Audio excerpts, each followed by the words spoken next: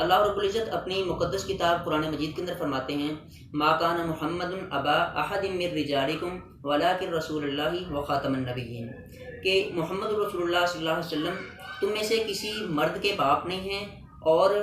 جبکہ لیکن وہ اللہ کے رسول ہیں اور خاتم النبیین ہیں۔ اگر یہ قادیانی اپنے آپ کو مسلمان کہتے ہیں، اپنے آپ کو جو ہے وہ قرآن کو ماننے والا کہتے ہیں، رب کو ماننے والا کہتے ہیں، تو قرآن کی اس آیت کا آخر انکار کیوں کرتے ہیں؟ تو آج میں نوجوانوں کو بالخصوص اور سوشل میڈیا کے اوپر جو لوگ بیٹھے ہیں ان کو، اور اسی طرح جو لوگ ان کے جھانسے کے اندر آ کر قادیانیت کی طرف جاتے ہیں، قادیانیت کو قبول کرتے ہیں، اس کے اوپر یقین کرنے کے لیے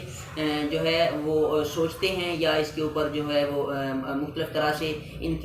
کے جھانسوں کے اندر آنے کی کوشش کرتے ہیں، ٹھیک ہے، ایسے تمام لوگوں کو میں یہ پیغام دینا چاہتا ہوں کہ ان سے بچ کے رہیے۔ یہ قادیانی یہ بہت اس وقت کا،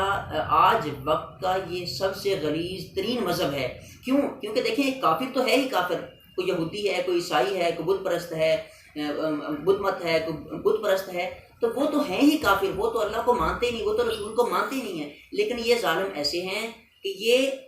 سب کچھ ہونے کے باوجود یہ اپنے آپ کو مسلمان بھی کہتے ہیں، یا قرآن بھی مانتے ہیں، یہ قرآن کو اللہ کی کتاب بھی مانتے ہیں، اللہ کو بھی مانتے ہیں، سب کے باوجود یہ خاتم النبیین کو نہیں مانتے، یہ ختم نبوت کے انکاری ہیں، اور یہ اللہ کے نبی صلی اللہ علیہ وسلم کو آخری نبی نہیں بلکہ یہ کہتے ہیں کہ مرزا غلام محمد قادیانی وہ ہمارے آخری نبی ہیں۔ تو دیکھیے کہ آج اس فتنے سے بچنے کے لیے، اس فتنے